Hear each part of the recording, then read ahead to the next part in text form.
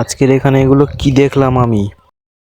তো বন্ধুরা, আজকের আমি আমাদের এলভেস্টার থেকে যুক্তি ফুল পাড়তে উঠছি।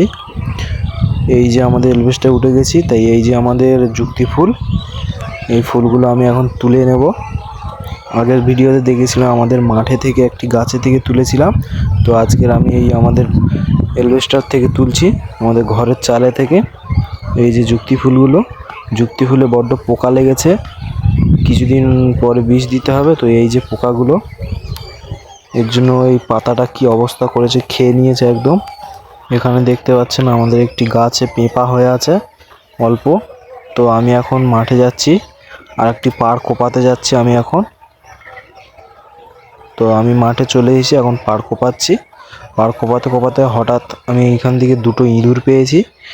ইঁদুরগুলো এখন আমি পায়ে দড়ি বেঁধে দিয়ে শাস্তি দিচ্ছি, কারণ আমাদের ধান গাছগুলো সব কেটে খেয়ে নিচ্ছে ইঁদুরগুলো।